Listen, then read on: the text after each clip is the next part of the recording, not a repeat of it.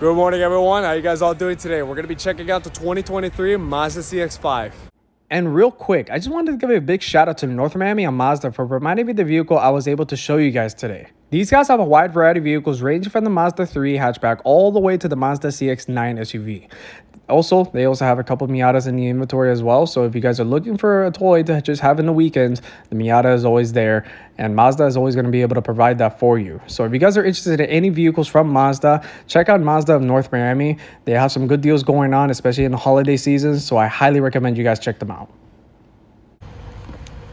Okay, let's look at the CX-5 really quick. So Mazda has actually had the CX-5 out in the United States specifically since 2014.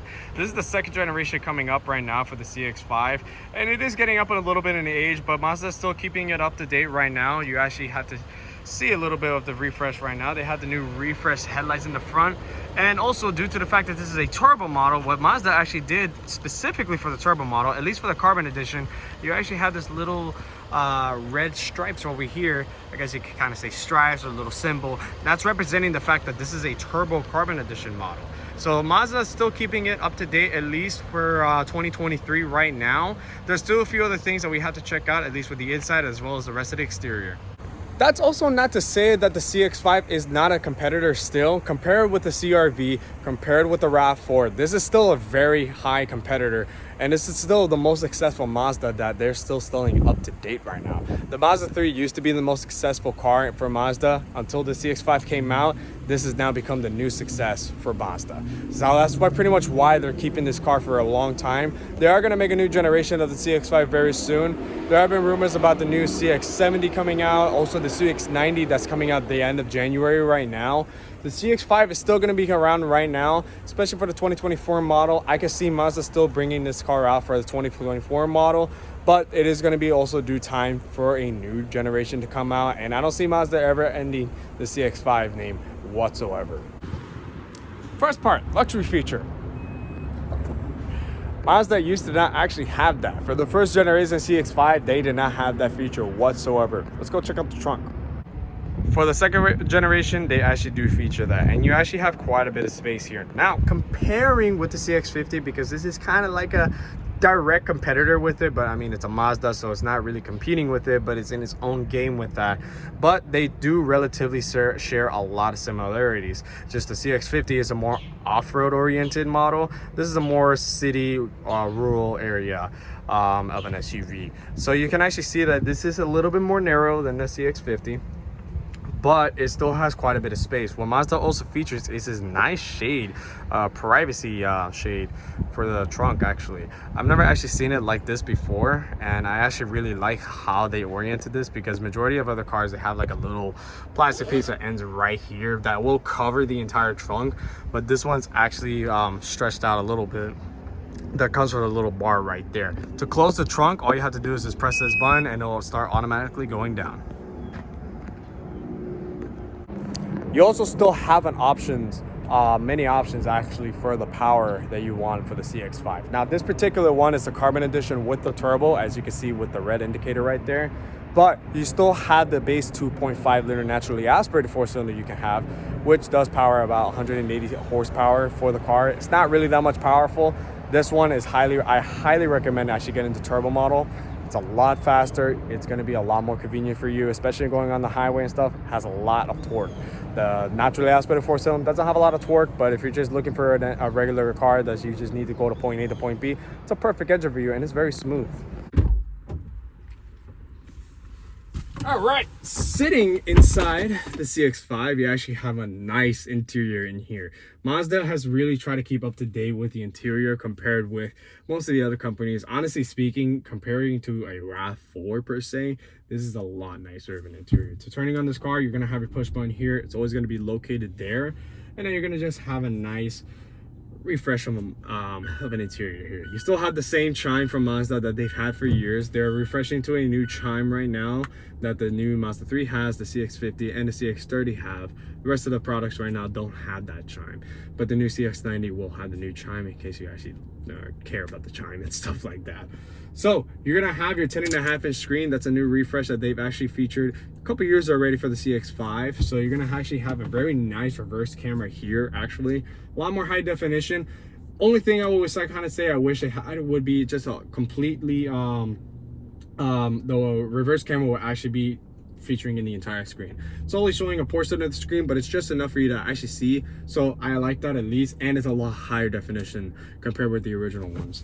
All right, you're gonna still have your 6-speed automatic. Mazda has featured a new 8-speed automatic for the CX-60. That's gonna be coming out most likely for the CX-90. But right now, for the rest of the products, you're gonna still have a 6-speed automatic, which is very smooth.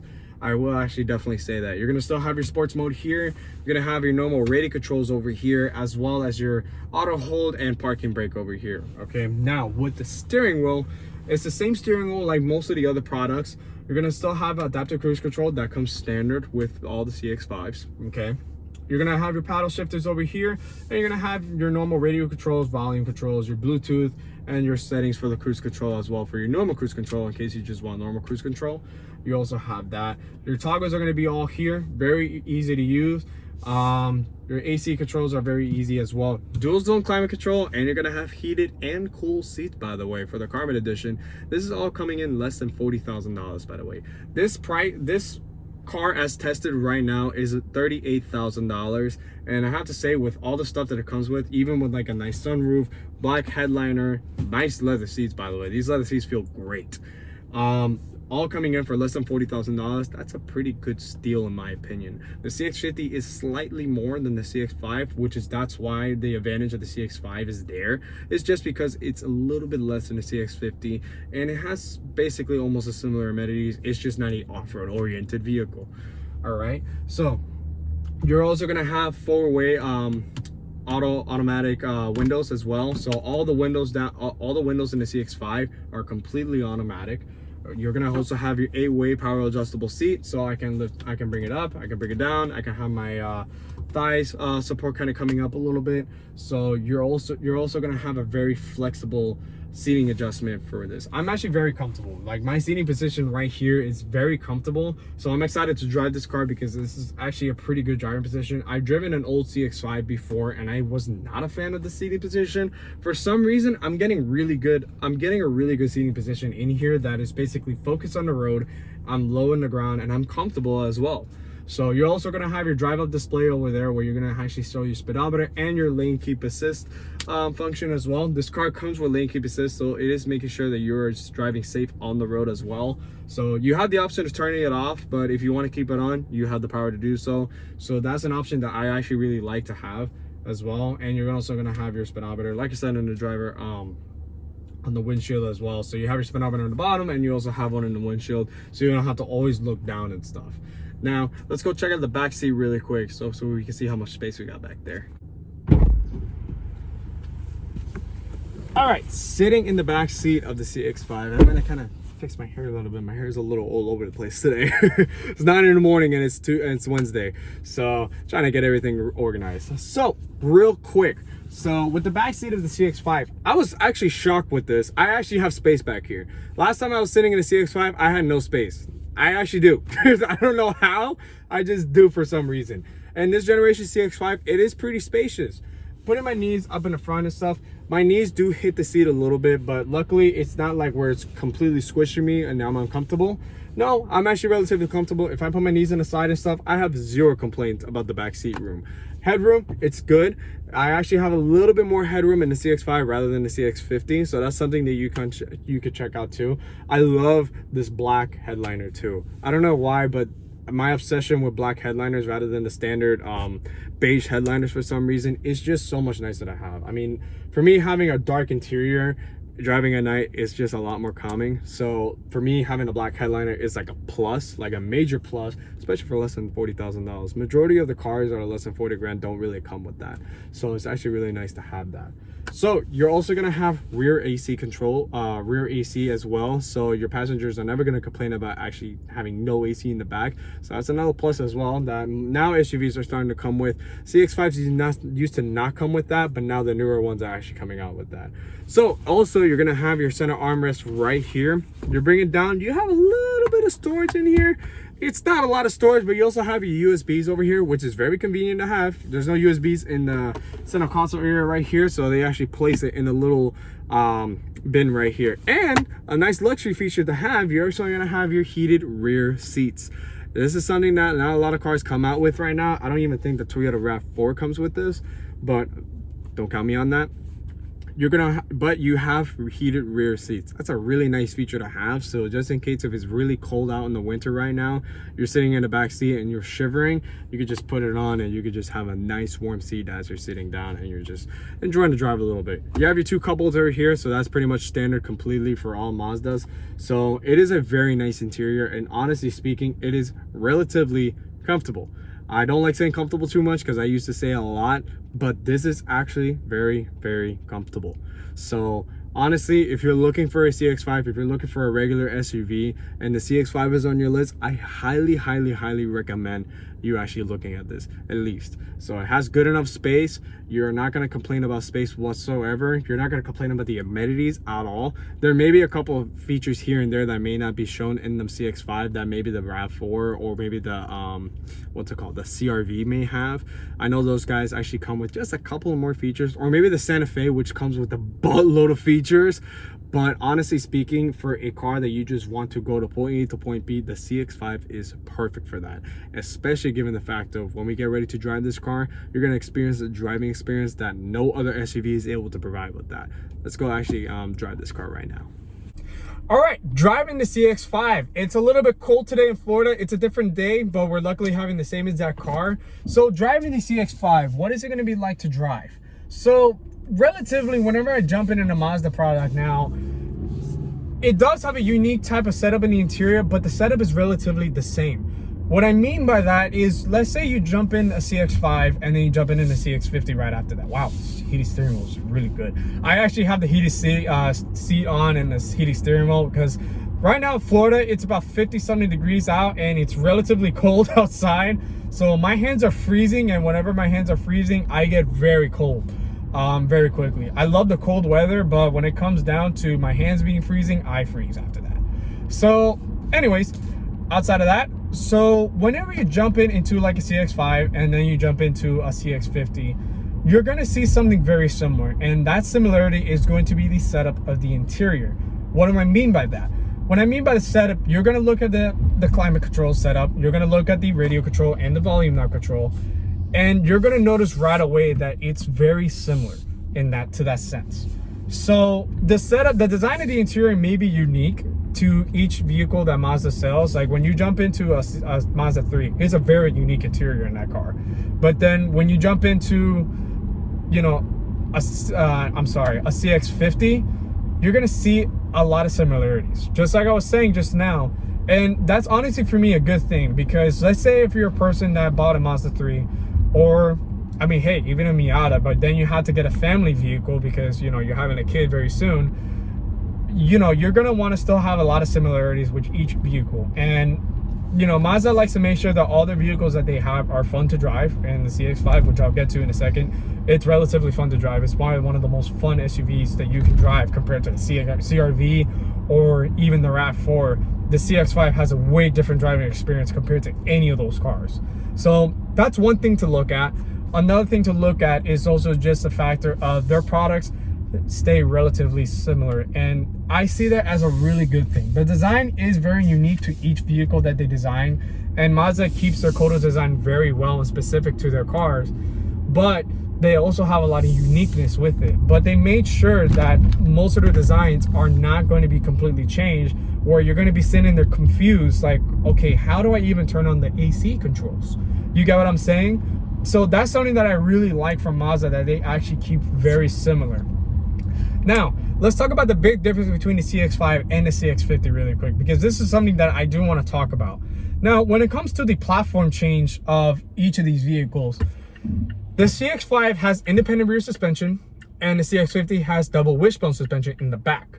Now, the difference between that is the setup mainly, and the only difference you're going to really find on the road is the CX-50 is going to be slightly stiffer on the road than the CX-5. The CX-5 has a bit more of a smoother ride, and I could tell from the difference between that. Even driving on a short period road right here, you're gonna notice right away that there's a bit more of a smoothie steer than the CX-50. That's not to say that the CX-50 rides horrible. It actually rides really well. I really like the handling in that car. And to be honest with you, the steering feel on the CX-50 is probably one of the best in the business right now. I cannot believe Mazda actually made a really good electric power steering system, and I really hope that they actually start implementing that type of feeling for the rest of their cars that's coming up in this new generation. So, but right now the CX-50 is the only one that has that feel to it. And oh, my seat is kind of kicking in right now for the heated seats. I can feel it right now. It's getting hot. So anyways, after that, that's one of the biggest differences that you're going to really notice. And it's not too much of a big difference for me to say, because I've driven the CX-50 already, and I don't really notice too much of a difference of harsher ride. But I do notice that the CX-5 is smoother. It is definitely more smoother. But I will say the seating position in the CX-5 compared to most of the other SUVs, I like the CX-50 seating position a lot more. A lot of people complain about the 50's seating, not position, but that little strip that they have in the middle of the seat where it kind of feels like it's something going in between your buttocks, I guess you could say. So it's not really the best feeling in the world. I've driven one already and I don't really notice that much of a feeling of it. I don't know. I probably would say I'm just overweight, so I don't really feel it. But that's not really a complaint that you're gonna find here in the CX-5. The seating position in the CX-5, it's more of a taller type of feeling that I don't feel like I'm way too off the ground.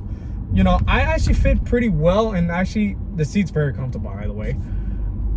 But I don't really notice too much of a high top feeling. I feel like I'm sitting a little bit above ground, and I'm not really a person that likes that type of feeling, especially given the fact that I'm 6 feet tall. But it's not really bad in here, to be honest with you. I mean, I sit where I don't really see much of the hood, so I can see most of the street here.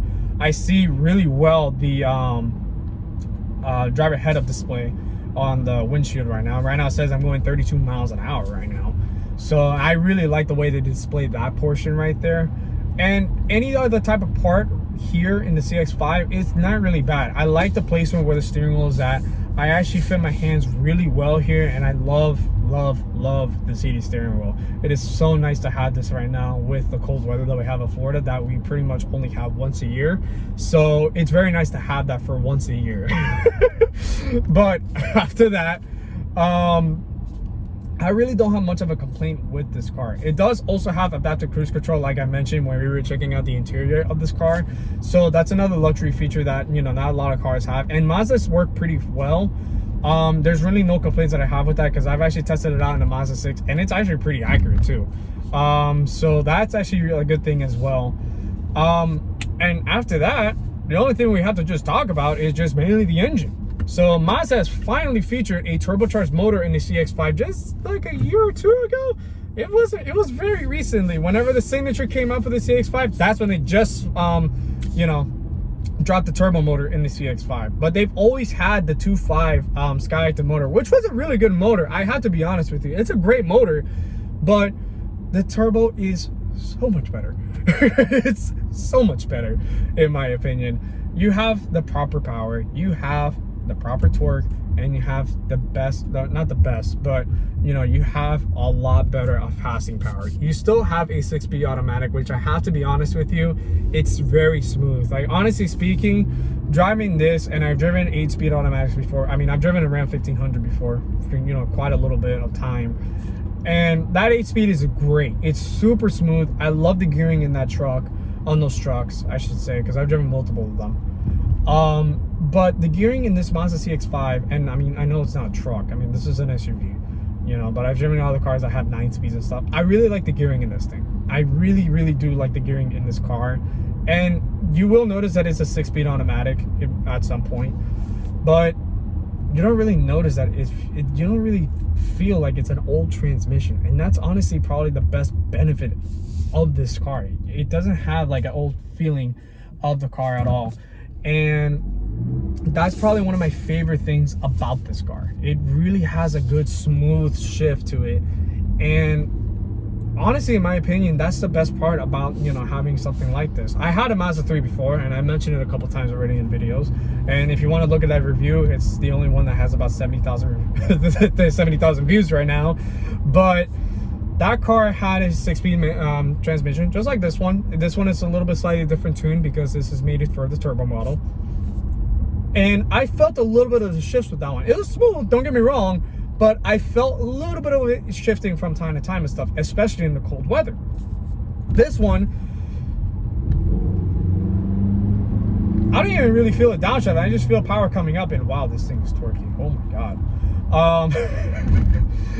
And that's something that I actually really like, how Mazda really tuned this engine. And this is a Mazda developed transmission. This is not like Jatco's transmissions with Nissan and stuff, where Nissan has a different company developing their CVTs and stuff, and I will have a lot of complaints about CVTs already. Thankfully, Mazda makes no CVTs for any of their cars. I don't even think their electric cars or like hybrid cars are CVT powered anyways. So that's one of the good things that you will find in any Mazda. There's absolutely zero CVTs. They want you to have the best driving experience you can have in any car. It can be a truck, and they will make sure that it has good driving capabilities as well. So, and they haven't made a truck in years anyways. The last truck that they made was, I believe, in like 2008 with the B series trucks. I actually had a B3000. That's my first car. I missed that little thing. But anyways, so that's their focus when Mazda comes with for their driving capabilities. And this is where I want to talk about, where does the CX-5 stand compared to most of the other SUVs that Mazda is currently selling right now, like the, you know, CX-30, the CX-90, no, CX-9, the CX-90 is coming out very soon, and also the CX-50 right now. Where does this car, the CX-5, stand? It stands between, at least, you know, between the platform where it used to be the CX-3, you had the CX-5, and then you had the CX-9. That's basically where it started out, because this is more so of a mid-size SUV. But now, with the expansion of the CX-30 coming out, the CX-3 discontinuing right now, and then now you also have, you know, the CX-90 coming out. The CX-9 is going to eventually discontinue, and the CX-9 is going to be the full replacement of that. Where does this CX-5 going to stand after that? It's still going to stand between the CX-30 and the CX, you know, 50, and then also the 90. You know, the CX-50 is more so of a different type of class that you will find it pretty much an exactly type of class with the CX-5. So it is really not a comparison when it comes to company products, at least per se. But after that, you know, it's still going to be a direct thing when you actually shop for a Mazda product. You know, you're going to try to see what the comparisons have with this. And this is more of a city urban vehicle rather than the CX-50. I mean, personally for me, yes, I will tell you my opinion. I would go over the CX-50 all day, every day, because I love the interior of that thing. And also, I love the look of it too. I'm not going to say that the CX-5 doesn't look good. This thing looks gorgeous, especially with the refresh model that they have. It's really nice looking, and I have to be really honest with that. But in terms of seating position, in terms of, you know, new arrays that they have and new features that they have as well, you know, I like the way the CX-50 is set up. Is more so on, you know, than the CX-5. And to talk about the turbo really quick, it definitely has some power. Holy cow, that's a lot of power. Wow, jeez. This is the first time I'm actually driving something smaller with the same motor. Wow, this thing is quick. Wow, oh my God. Wow, this is fast. I mean, it's not lightning fast, don't get me wrong, but I was not expecting that power to come out of this thing. Oh my God. There is no wheel spin that comes out of this thing whatsoever. Wow, I'm impressed. Wow. Wow. I'm sorry, I got a little speechless right there. I mean, yes, I've driven turbocharged Mazdas before and stuff, but wow, this is fast for, you know, I mean, it's quick. Now, it's not super fast, but I mean, it's quick, and there was literally no wheel spin in that thing whatsoever. Wow. All right, so now closing when it comes to the, you know, final portion of the video, I have to really give a lot of credit to how relatively quick this thing is. I mean, this is not going to be the lightning fast car that you're going to probably expect. I mean, this is not a Tesla type of speed. This is not a Mustang GT type of speed or anything like that. It goes 0 to 60 in around 6 seconds, and that's relatively quick and very respectably quick too for any type of Mazda. I mean, the only other SUV that's in the same class as this one is the RAV4, and Toyota has the RAV4 Prime, which I am dying to drive that thing because I actually want to feel, you know, how good that thing is. And I've never driven a RAV4 yet, but I sat in them and stuff, and I kind of looked around the interior and stuff, so I can't really say the driving portion of it myself, but I will say that the interior in the CX-5 does feel a little bit more luxurious.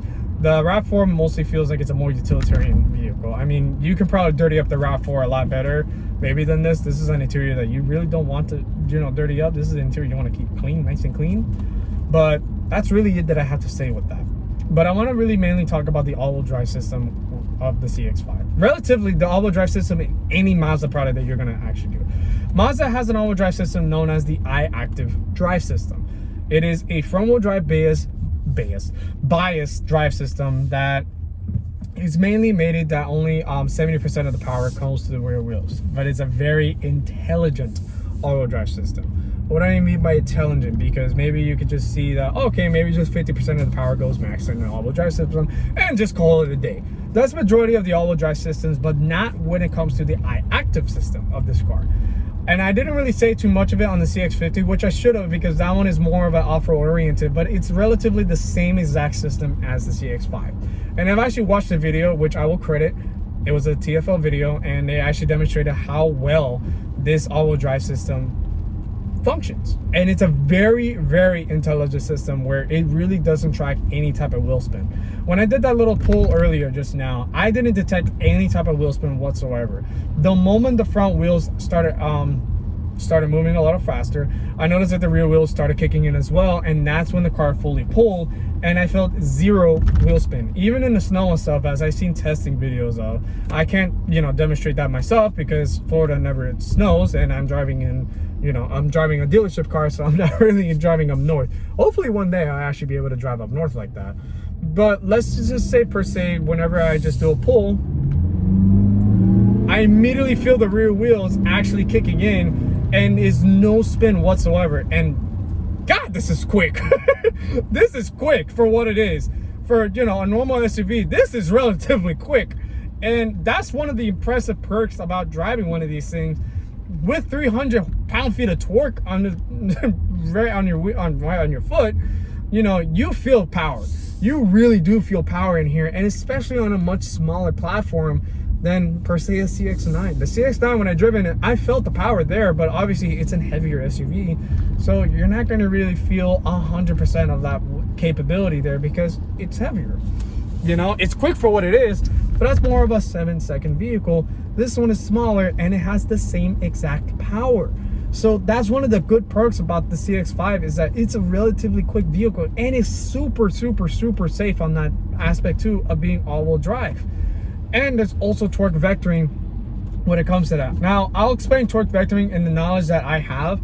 I'm not really an analyst when it comes to actually checking tech details of it. And yes, I have worked in a technician shop, so I'm able to understand it myself, but in terms of explaining it, it's not really the best. But let's say when it comes to torque vectoring, I'll at least explain it when it comes to handling, like when you're making a turn, let's say in the rain or snow type of thing, right?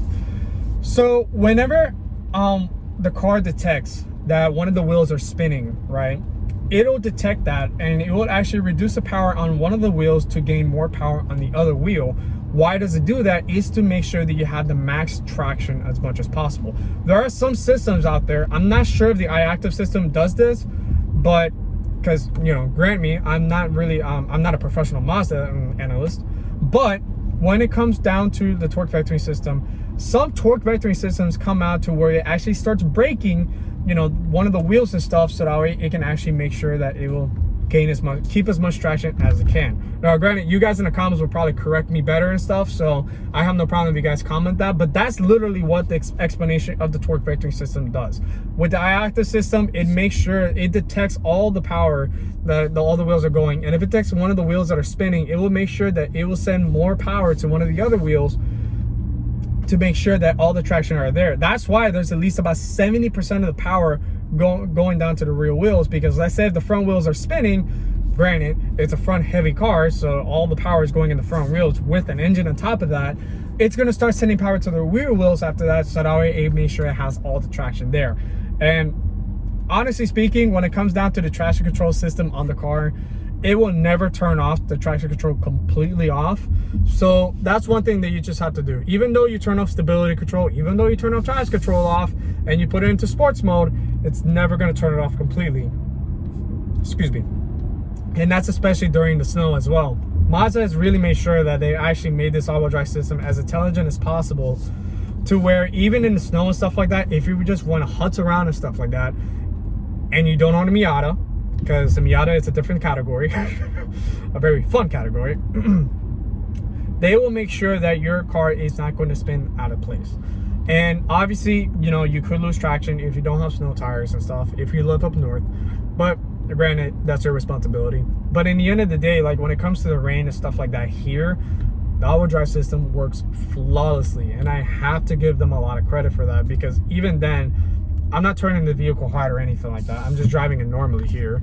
But even with a little bit of power, I just feel all the wheels making sure that they're all activated. Yes, don't get me wrong, majority of the time you're going to be driving in front-wheel drive mode, but at times and stuff, especially when traction is needed, or even if you decide to full throttle, the rear wheels will activate on that. And when you're turning on a corner and stuff, it will make sure that the power more so goes on the side, at least where it needs more traction, to make sure that you're handling dynamically. I guess you can say dynamically and stuff. But that's relatively how this engine works. And also, I will have to say, there's no cylinder deactivation when it comes to the turbocharged motors. For the normal 2.5 motors, yes, there is cylinder deactivation that's featured in the Mazdas now. It's for better fuel efficiency. That, I will be honest with you, it's kind of useless, to be honest with you. And Mazda's kind of like getting away with that. They just started it and they're just like, I don't like that. So luckily they're kind of getting away with that. But also, one of the big things that I am so happy that they don't have is auto start stop. What auto start stop is, in case you kind of live under a rock a little bit, is basically once you're at a stoplight or you're at a stop sign or whatever, and the engine will completely shut off for just a brief second until you let go of the gas brake, and then the car will activate. I even noticed that some Jeep Wranglers with the manual transmission has auto start stop, and that drives me absolutely insane. I have driven that and I've experienced it myself. It is just stupid. But thankfully, Mazda does not feature auto start stop. And luckily, with the majority of the cars that does feature auto start stop, you have the ability to actually turn it off in case you don't like the system. And honestly, the system is just there for mainly, you know, fuel efficiency and to keep your emissions low. That's mainly the goal of what they're doing here. And honestly, I see it as more so of a useless feature, because you're just basically starting up the motor, turning it off, turning it on, turning it off, turning it on. Luckily, Mazda doesn't do that. They like to keep their cars simple when it comes to the mechanical portion of the CX-5. Well, relatively on all the products, because I don't really see any type of products with the auto start stop feature, unless it's really a hybrid where the engine will turn off. But that's really good. So after that, pretty much, that's really what you're going to be getting with the CX-5. You're going to have a very simple car, and if you get the turbo, great power as well. I love the power of the CX-5 with the turbo, of course. I mean, I've never driven a CX-5 with the turbo, so this is my first time ever driving one, and I have to say, this is worth it if you could afford it. I mean, this CX-5 particularly, this is the gray carbon edition with the turbocharged motor. It's less than $40,000, and honestly speaking, I think this is a good steal compared to most of the other competitors out there. The RAV4, you can get it for more than $40,000. The CR-V, it's coming around the similar price as this one, but you're not going to have the fun aspect of this car. This is one of the fastest cars in the segment right now. I mean, you also have the Chevy Equinox, which I have my gripes of the Equinox. My grandfather has one and I absolutely hate it. But I mean, that's just my opinion in the end of the day. Some people, you may love the Equinox. You also have the Ford Escape, which that one relatively has their own little things here and there for the car. You know, I mean, I don't think it's a good looking car at all whatsoever, but I mean, in my opinion, I don't really think it's really much of a good car. Sounds good though, has a 3-cylinder in it, so I'll give it that. But the CX-5 to itself, it's one of the competitors out there that I would have to say it's probably one of the best you can get in the business. With the nice interior it comes with the nice amenities it comes with, and also the simple mechanical portions of that. That is probably one of the big important factors when looking for a car. Honestly, you want something that's relatively reliable, and Mazda has had a good reputation, a really great reputation of being reliable, to be honest with you. You don't really see that many Mazdas that has an issue with any type of injectors, really anything else. There has been a couple recalls and stuff that normal cars have all the time, and Mazdas do have recalls as well. And just kind of understanding the simple factor that, you know, they don't really have that many issues with them when it comes to that.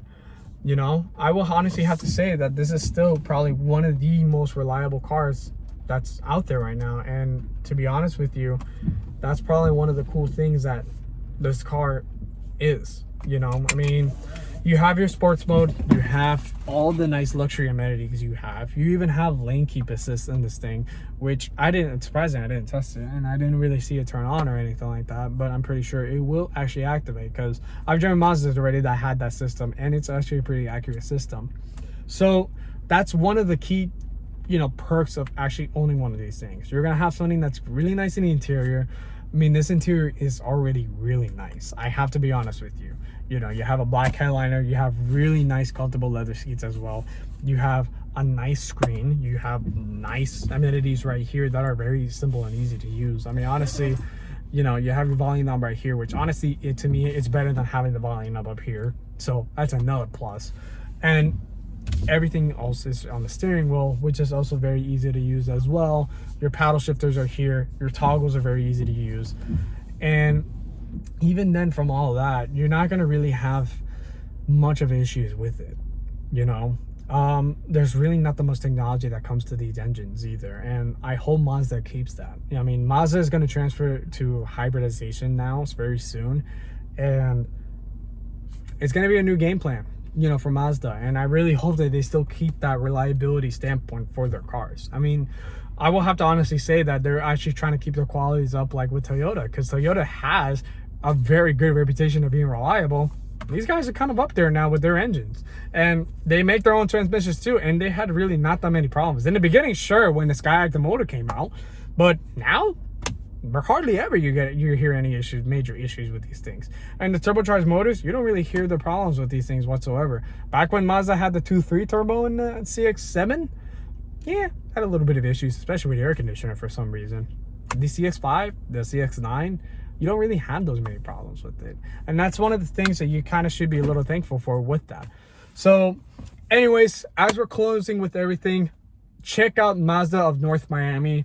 Honestly speaking, the CX-9 is probably the most popular vehicle that Mazda is selling currently, and it's a reason behind that, to be honest with you. It's spacious, it's comfortable, it's really fun to drive one, and you're not going to really have much of a complaint with that. I mean, if you're looking for an SUV for your wife and stuff, or, you know, for yourself per se, this is a good family vehicle, honestly. And if you only have one child, or if you just want a simple family vehicle, you don't need 3 rows or anything like that, this is a great car to look for. And I can see why Mazda is selling so many of these things, at least for the ratio that they're selling it for, because Mazda is not really much of a big company, and they're a very underrated company, to be honest with you.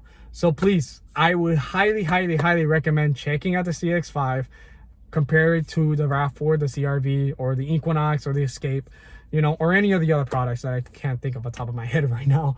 But yeah, check out the CX-5. Check out any of the Mazda products that North Miami and Mazda is showing you right now. If you live down here in the Miami area in Florida, check these guys out. They have a lot of good deals going on, especially for the holiday seasons right now.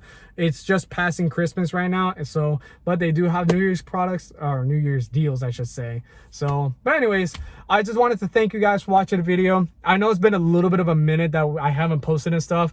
I was sick, and obviously the holidays have been kind of coming around, so I really haven't had time to really post videos and stuff. But we're gonna try to keep more consistent, and I'm gonna see if I can try to post at least 2 videos a week. See if we can try to keep more production in, and see if we can try to grow this a little bit better. I have a lot of goals for this channel, and I'm so thankful that I reached above 300 subscribers right now. I want to try to reach 1,000 now. That's my big goal for myself. So thank you guys so much for watching this video. I hope you guys all take care. We're gonna be check out the next video that's gonna be coming up after this. Should be the CX-30 or maybe the Mazda 3. That's actually a car I'm shopping for myself right now. Or, well, checking out myself. I'm checking out a bunch of cars for myself right now. But yes, thank you guys so much for watching the video. I hope you guys take care. Have a great day, guys. subscribe to General Cars.